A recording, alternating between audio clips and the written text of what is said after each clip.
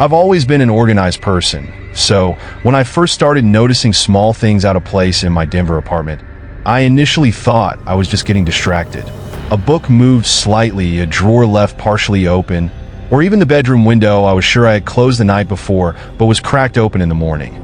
Little things you normally wouldn't notice or would easily ignore. I didn't think much of it. Maybe I was just overworked and my mind was playing tricks on me.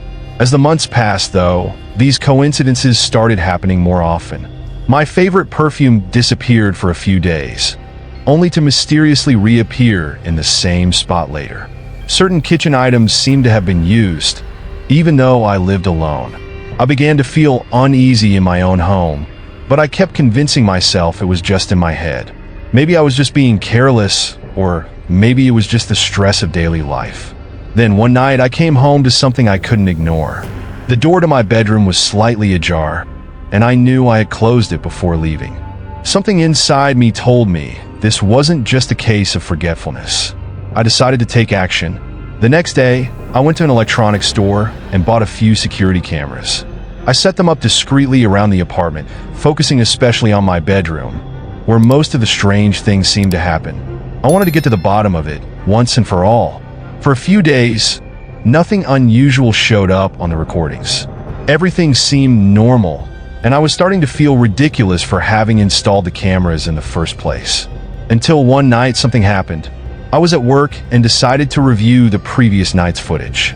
At first, everything seemed normal until around 2 a.m. The image captured by the bedroom camera froze me in place. From under my bed, a man I had never seen before slowly crawled out, as if he had done this many times before.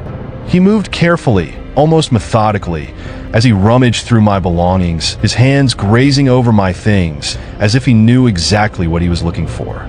My body went cold with fear. He was there, in my home, going through my drawers, touching my belongings.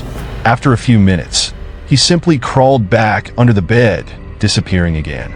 It was like a nightmare, but it was real. I couldn't breathe, and my fingers trembled as I dialed the police. They arrived quickly, and I showed them the footage. The investigation revealed something even more horrifying. The man had somehow gotten a copy of my key, likely from a previous tenant, and had been entering and leaving my apartment for months without my knowing. He knew my schedule, knew exactly when I would be out, and seemed to be watching every move I made. There were no signs of forced entry, which explained why I never suspected a break-in.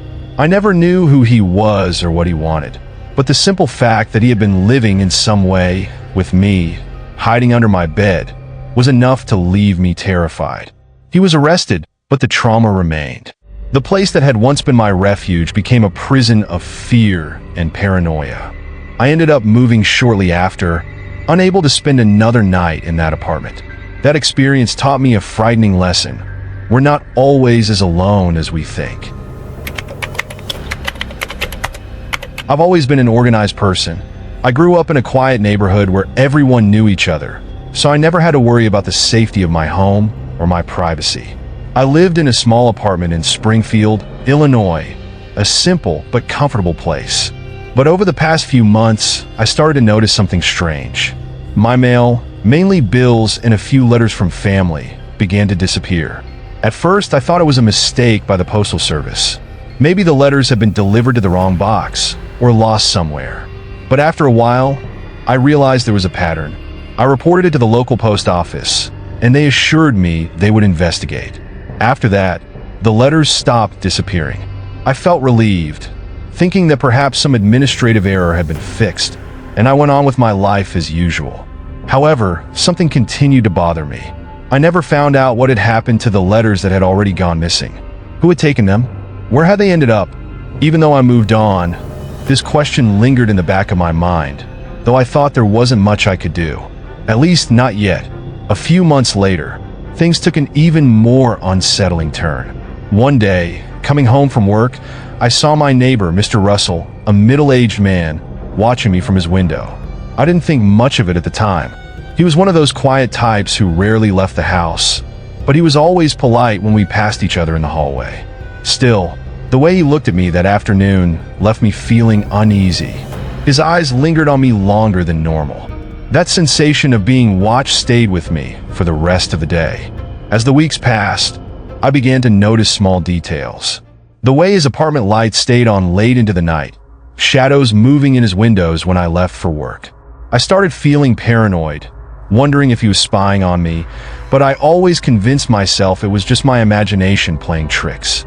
After all, the neighborhood was peaceful, and nothing truly dangerous ever seemed to happen around here. One night, as I was coming home, I saw a delivery truck parked outside the building. The driver was struggling with a large box, trying to balance it in his arms. I held the door open for him, and he handed me a package. It wasn't mine. It was addressed to Mr. Russell, but he wasn't home. I thought it would be kind of me to take it to his door. When I reached the hallway, I noticed that his apartment door was slightly ajar. The light inside was flickering like a television was on, but the volume was low. My heart started to race. I called his name, but there was no answer. Something pushed me to step inside. The apartment was messy, with papers and boxes stacked in random corners. I walked down the hallway and then saw a door at the back of the apartment, a door that always seemed locked the few times I had passed by. It was cracked open, revealing a dark room inside. That's when my stomach dropped. The room was filled with photos. Photos of me. All sorts of moments. Leaving for work, shopping, even moments inside my own apartment through my windows. On one of the walls were pinned all the letters that had gone missing months ago. Every letter, every piece of paper, carefully preserved and analyzed. There were even magazine clippings mentioning my name or something related to my address. It was a sickening shrine. My heart pounded, and I felt like I couldn't breathe. I had to get out of there. I ran out of the apartment, almost tripping down the stairs. As soon as I got into my own apartment, I locked all the doors and windows. Without a second thought, I called the police. It didn't take long for them to arrive. They took Mr. Russell in for questioning that same night. I was in shock, trying to process what I had just discovered. The police said he had a history of obsessive behavior, but had never gone this far with anyone before. Even after he was arrested, the fear remained. The thought that someone had been watching me so closely for so long without me realizing was terrifying. I moved out of the apartment shortly after, but the feeling of being watched never fully left me. It's strange how everyday life can hide horrors we can't even imagine. It started with small flashes of light in the middle of the night. I lived in an apartment on the 3rd floor in a quiet area of Seattle. My building was directly across from another, separated only by a narrow street and a few trees. The flashes were so quick that, at first, I thought they were just the reflections of car headlights passing by. But as the weeks went on, I began to notice a pattern. Every time I turned off the lights in my bedroom, lay down, and prepared to sleep, the flashes would appear. I usually spent the nights reading or watching movies on my laptop before falling asleep, and I'd always get this strange feeling that something wasn't right. It was as if someone was watching my every move. Once, I got up quickly and ran to the window, trying to catch the source of the flashes, but all I saw was the darkness of the building across the street. I figured it was probably just my imagination, or maybe a faulty streetlight, something mundane in a residential area. But the flashes kept happening. They weren't constant, but they appeared often enough to make me uneasy. I started sleeping with the curtains closed, but it didn't help ease the strange feeling that something was off. I even mentioned it to a few friends, joking that maybe I was being paranoid about being watched, but I never really took it seriously. At least not until the day I found something disturbing in my mailbox. It was a Monday morning, and as usual, I grabbed my mail before heading to work. When I opened the mailbox, there was an envelope with no return address. Just my name written in handwriting I didn't recognize. Curious, I opened it right there. Inside, I found several photographs. They were all of me. I was in every one of them, taken from a distance, through the window of my apartment. Some showed me lying in bed reading, others while I was sitting at my kitchen table. The reality hit me like a punch. Someone had been photographing me for weeks, maybe even months. I immediately called the police. I was in shock, not knowing how to process what I had found. The officers who came to my apartment reassured me that they would investigate, but just the thought that someone, so close by, had been watching me during my most private moments left me terrified. The first thing they did was check the buildings around mine. That's when they uncovered the truth. The stalker lived in the building across from mine, directly facing my window. He had set up a high-powered camera with a zoom lens to capture photos of me from inside my apartment. When the police entered his apartment, they found hundreds of photos of me, neatly organized in folders. Some were from weeks ago, others were as recent as the night before. He had been documenting my every move from when I came home from work to when I turned off the lights to sleep. I couldn't believe that for so long, someone had been watching me so closely without me knowing. It was terrifying to realize that the flashes I had seen at night were from the camera, capturing photos of me without my consent. The man was arrested, and the photos were confiscated, but the damage was done. I couldn't live in that apartment anymore. The feeling of vulnerability and exposure was unbearable. I moved shortly after, looking for a place where the windows didn't face other buildings. That experience taught me that sometimes the warning signs are there all along, but our minds try to brush them off as insignificant. But the danger could be much closer than we imagine, and I only realized that when it was almost too late. If you're enjoying the stories so far, don't forget to smash that like button and subscribe to the channel for more creepy stories just like these. And hey, have you ever had a paranormal experience? Drop a comment below and share your story with us. We'd love to hear it. Now let's dive into the next story. I've always had a close-knit group of friends, and one of them, let's call him Jason, was like a brother to me. We met in college, in Boise, Idaho, and shared many experiences over the years. Jason was always a fun guy, a little anxious at times, but I never imagined he could lose control. Everything started to change when he met Krista, a girl who worked at the same office as him.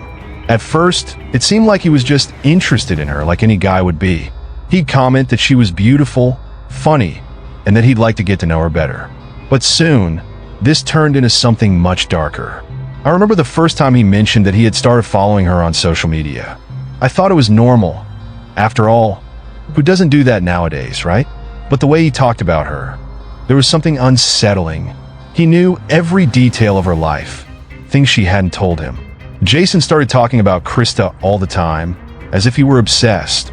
He showed up at the same places she did, by coincidence, and became visibly frustrated when she didn't reciprocate his interest. I tried to advise him, telling him he needed to slow down, that this obsession wasn't healthy, but he ignored me. He always said that things would work out and that he just needed a chance with her. Things began to spiral out of control when he started physically approaching Krista, forcing conversations and invading her personal space in ways that clearly made her uncomfortable. Krista did everything she could to avoid him, but Jason didn't understand, or rather, didn't want to understand. He interpreted her distancing as a game or a test. One night, after a few drinks, Jason confessed to me that he had gotten her contact information through inappropriate means. He was proud of himself, as if he had achieved something impressive. I was shocked. I tried to convince him that what he did was wrong, that he needed to stop before he did something even more dangerous, but he wouldn't listen. He started messaging Krista almost desperately, even though he knew she didn't want contact. When she blocked him, he became furious, and that's when I realized just how serious the situation had become. I was torn. Jason had been a longtime friend, and I always thought he was just going through a tough time, something I could help him work through. But at the same time, Krista was in danger, and I couldn't ignore that. I tried once more to talk to him, suggested that he seek professional help, maybe see a therapist, but Jason began isolating himself even more. He avoided any conversation that wasn't about Krista, as if she were the only thing in the world that mattered to him. One day, I received a message from her. I don't know how Krista got my number, but she was terrified. Jason had confronted her in the parking lot at work, begging her to forgive him for everything he had done. She asked if I knew what was happening and if I could convince him to leave her alone. My heart sank. I felt partially responsible, like I had failed to manage the situation before it got to this point. That was the moment I realized it had gone too far. I cut ties with Jason that day. I blocked him on all forms of communication and distanced myself completely from him. It was a hard decision because, as disturbing as his behavior had become, I still saw the person I had shared years of friendship with. However, It was clear he was on a dangerous path, and I could no longer ignore the signs. I tried to justify the decision to myself. I was doing it for Krista, to ensure her safety. But I was also doing it for me, so I wouldn't become complicit in something even worse. A few weeks after cutting contact, I found out that Krista had gotten a restraining order against him. Jason was fired and had to leave town due to the pressure it caused. I don't know where he went, and honestly, I prefer not to know. I still feel bad sometimes, wondering if I could have done more, helped in another way, but in the end, I know I did what was necessary to protect someone in danger. Sometimes, the monsters we know are the ones we least expect. It started off subtle. I was a college student in Boston, and like most students, I took the subway every day. I was used to the rush of going to and from classes, so I didn't pay much attention to the people around me. However, after a few weeks, I started to notice something strange. There was a man who seemed to always be on the same train as me, every single day. At first, I thought it was just a coincidence. After all, many people take the same transportation at the same time. But as time went on, the coincidence started to feel a lot more disturbing. He never approached me, never spoke to me. He was just there, always at a distance, like a shadow that wouldn't fade. He wore nondescript clothes, nothing that would draw attention, but his face always seemed fixed in my direction, even when he pretended to look the other way. I tried to convince myself that I was overreacting, that it was just my mind playing tricks on me because of the stress from college. But after a few weeks of this constant presence, the feeling of discomfort grew. One day, I decided to test a theory. I got off the subway 3 stops before my usual one. I waited until the last second to get up, and as I stepped off, I glanced back discreetly. And there he was getting off as well. My heart raced. He was following me. I couldn't deny it anymore. Instead of heading to my university, I wandered aimlessly through the streets, ducking into random stores, pretending to be lost. Every corner I turned, he was there just behind, keeping a safe distance but always present. Fear began to creep in. That night, I couldn't sleep. The idea of being followed every day, without knowing who he was or what he wanted, terrified me. The next day, I realized I couldn't handle the situation alone anymore. I went to the police and told them everything. I didn't have much to offer beyond my own paranoia, but they took my case seriously. They said they would investigate and that I should stay alert. A few days later, the police contacted me with information that left me speechless. The man following me was a former high school classmate. I barely remembered him. He was one of those quiet students who almost never interacted with anyone, always keeping to himself. The detectives told me he had become obsessed with me back in high school and apparently had been following me for nearly 2 years without my realizing it. 2 years.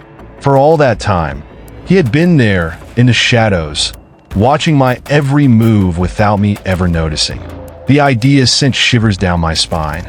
There had never been any direct attempt to approach or harm me, but the simple fact that he had been so close for so long was enough to leave me in a panic. The police managed to arrest him for stalking, but he never revealed the exact reason for his obsession.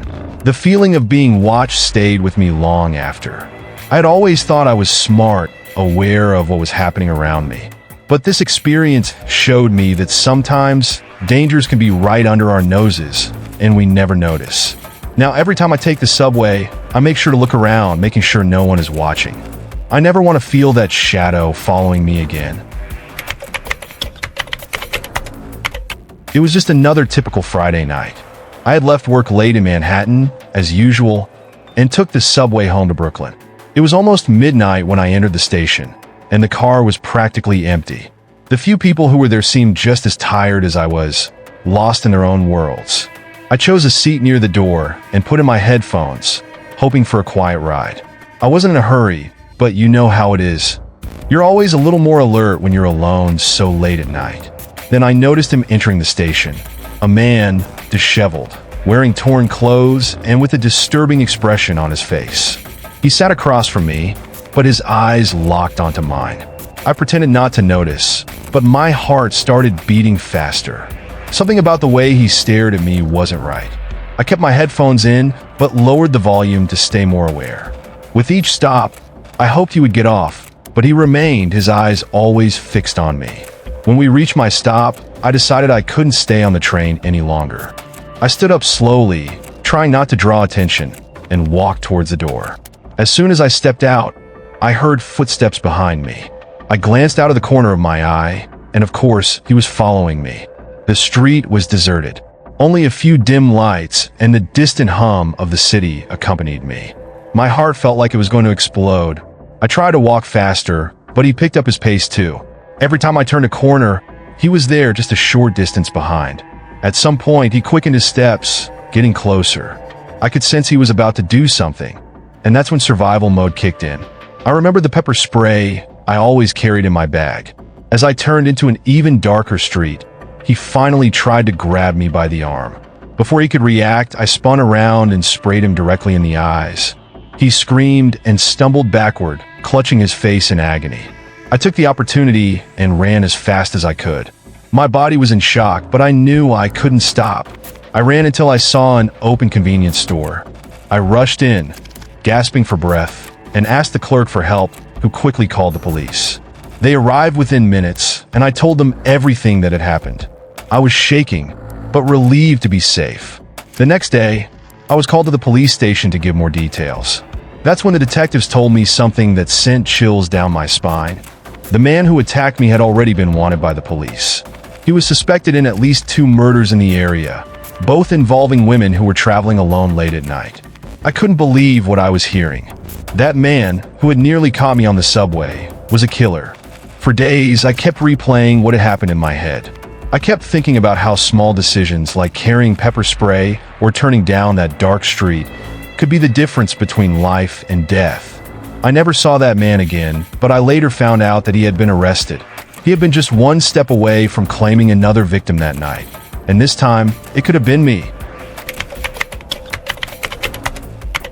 It started with small noises at night, just as I was getting ready for bed. I lived in an old apartment in Chicago, on the 2nd floor of a building with thin walls.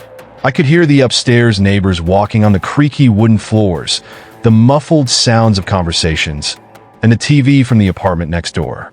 It was one of those buildings where any sound seemed amplified, so I didn't worry much when I started hearing noises coming from the walls. I thought maybe it was rats or some kind of pest, something common in older buildings. The noises weren't constant, but they always came late at night. Soft sounds like something dragging inside the walls, or little taps like someone gently knocking on the wood. At first, I tried to ignore them, but over time, they became more frequent. Sometimes I'd wake up in the middle of the night, convinced that something was moving just behind my headboard. It was almost a human sound, but my mind kept trying to rationalize it. It must be the old pipes or rats scurrying around. One night, though, the noises became impossible to ignore. It was as if something was moving very close to the wall in my bedroom. The sound so near it seemed like it was coming from inside, not outside. The feeling that someone was there began to deeply unsettle me. I decided it was time to do something about it. The next morning, I called the building's superintendent and asked him to inspect the place because I believed there were rats in the pipes or inside the walls. The superintendent showed up 2 days later. He was confident it was just pests, but when he started inspecting the area where I'd been hearing the noises most frequently, his expression changed. He called me into the bedroom, where he was peeling back the worn wallpaper. Behind it, there was a small hole in the corner of the wall, as if someone had carefully cut away part of the plaster and removed it. I stared at it, confused, trying to make sense of what it meant. Then the superintendent tapped on different parts of the wall. On the side that faced the neighboring apartment, there was a hollow sound. He pushed harder against the wall, and a small wooden panel fell away, revealing a hole the size of an eye. My heart sank. The hole wasn't accidental. It had been positioned precisely, aimed directly at where my bed was placed against the wall. Someone had been spying on my room every night without my knowledge. I immediately called the police. They came to inspect the apartment next door, where a man lived, someone I had never met in person. He was a recluse, rarely leaving, and I barely noticed his presence. When the police entered his apartment, what they found was far more disturbing than I could have imagined. The man had turned part of his bedroom into a viewing station, creating a perfect peephole to spy on my room. He had a mattress pushed up against the opposite wall, as if he spent hours lying there, watching. The police arrested him that same night, and I never saw him again.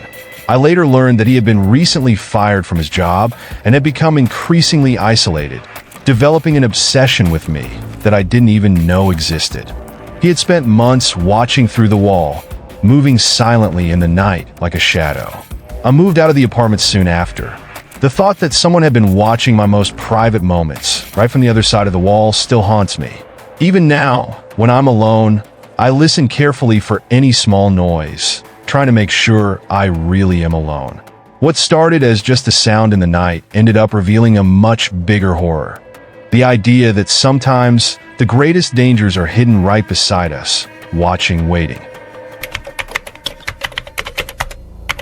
It was a regular day, or so it seemed.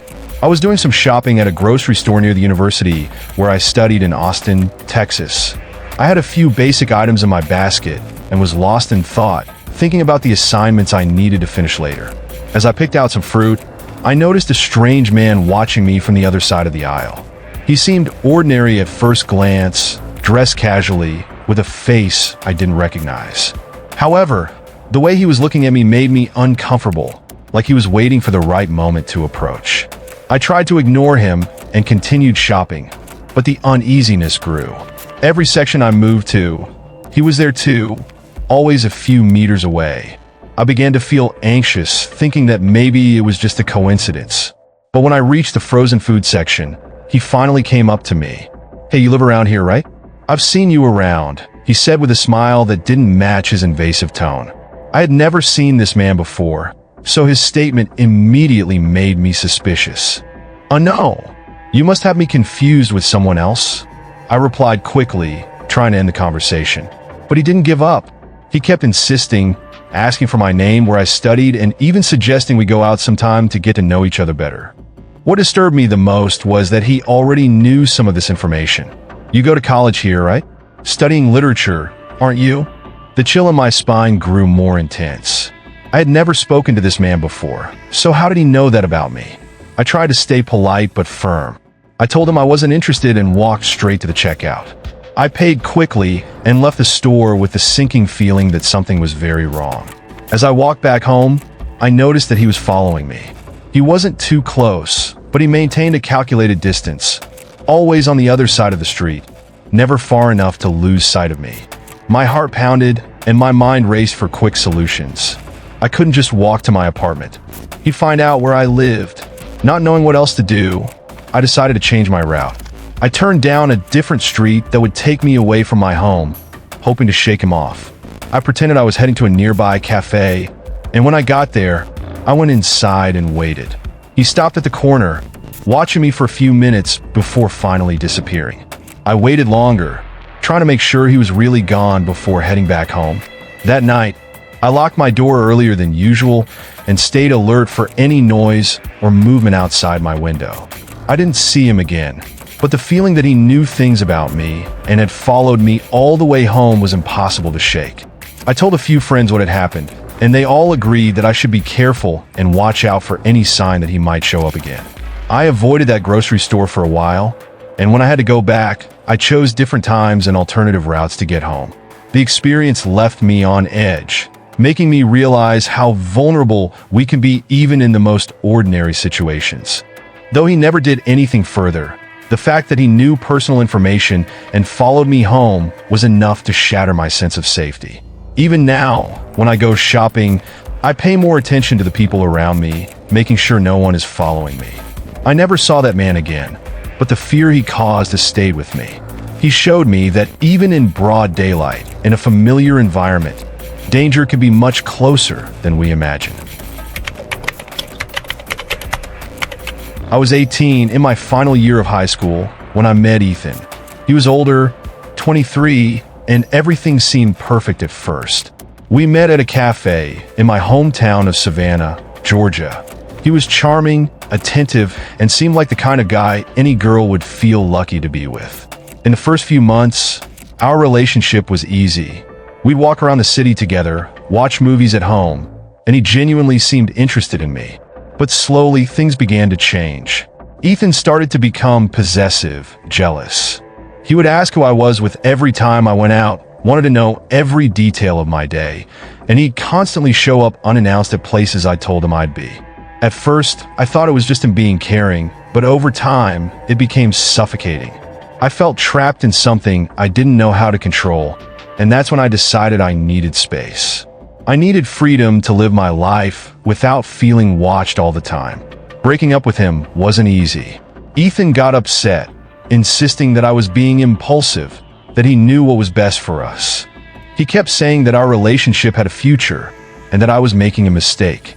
When I made it clear that my decision was final, something in him shifted. His eyes, once warm, turned cold, and the silence that followed was unnerving. I left his house that afternoon feeling like this wasn't over. I had hoped Ethan would move on, but I quickly realized it wouldn't be that simple. He started following me, showing up at places I went, even though I had no idea how he found out where I was. I'd see his car parked a few spaces away from mine, or he'd be standing outside places I frequented, like my school. One night, I noticed his car trailing mine as I drove home from a party. He kept a careful distance, always just far enough that I couldn't call it out immediately, but close enough for me to know he was there. One day, a friend of mine, Letitia, texted me asking how I was dealing with Ethan. Without thinking much of it, I vented about how he had been following me. She seemed sympathetic, but soon after, I started to notice something strange. Letitia always seemed to know where I was, and sometimes, Ethan would show up at places where I had mentioned I'd be with her. That's when the pieces started to fall into place. She was feeding him information about me. The realization that a friend I trusted was helping him stalk me only deepened my fear. The worst happened one night while I was driving home after spending the day studying at the library. It was late, and the road was almost empty. I glanced in the rearview mirror and, like so many times before, saw Ethan's car behind me. This time, though, he didn't keep his distance. He sped up, tailgating me so closely that I could barely see the front of his car. My heart pounded, and I tried to speed up, but he stayed right on my bumper, forcing me dangerously close to the side of the road. Panic set in as I realized he wasn't just following me. He was trying to force me off the road. When I finally reached home, trembling and out of breath, I called the police. I told them everything, the breakup, Ethan's behavior, and the way he had followed me home that night. The officers came to my house and filed a report, but Ethan was nowhere to be found. Despite the detailed account I gave and my fear, they didn't have enough evidence to do anything immediately. I thought involving the police might make him stop, but it only seemed to make things worse. Ethan grew more cautious. He stopped showing up directly, but made sure I knew he was still there. Anonymous texts, a car parked near my house, even the occasional message from Letitia, who I had cut off by then. With no other options, I decided I needed to get out of the city. When I moved to a new city for college, the fear began to fade, little by little. I chose a place far enough away that he wouldn't know how to find me and severed ties with anyone who could still have contact with him. The relief was instant, but the damage was already done. I spent months looking over my shoulder, constantly worried that he might still be watching, even from a distance. I never saw Ethan again after I moved. The police never managed to arrest him, and he never contacted me directly again. But the fear he had planted in me stayed, making me glance behind me every time I was alone or feel uneasy whenever a car followed me for too long. That experience taught me just how easily someone can turn from a partner into a predator, and how the fear of being watched can linger long after the threat is gone. I was 15 years old when I first realized that our home wasn't as safe as we had always believed. We lived in a quiet neighborhood in Raleigh, North Carolina. It was the kind of place where people greeted each other on the street and left their doors unlocked during the day. Until that morning, a day that seemed like any other, something strange happened. My grandmother always took me to school. It was a routine we knew by heart. She'd stop by the house, wait while I finished getting ready, and we'd rush out the front door, always a bit late. I ran to the door like I did every day, but just as I was about to step outside, something made me pause. Across the street, there was a man I had never seen before. He was tall, wearing a worn-out jacket with the hood pulled over his head, standing still with no obvious reason for being there. He wasn't looking directly at me, but his body was angled toward our house. His movements were slow, and although he tried to appear casual, the tension in his posture was unmistakable. Something about him sent a chill through me, and suddenly, the air that always felt so light in our neighborhood seemed heavy, oppressive. My grandmother, always in a hurry, didn't notice anything unusual. She locked the door and was already heading to the car. I stood frozen for a moment, keeping the man in my peripheral vision. He took a step toward our driveway, then stopped again. My heart started to race. I wanted to say something to my grandmother, but I convinced myself that I was overreacting, just being paranoid. I got into the car, forcing myself to forget this strange feeling, telling myself it was nothing. On the way to school, I couldn't shake the image of that man. A growing sense of unease crept over me, and I felt an overwhelming urge to warn my mom. She was home alone, and I didn't want to leave her without at least a heads up. So, as soon as I got out of the car, I texted her, "Mom, there was a weird guy outside the house.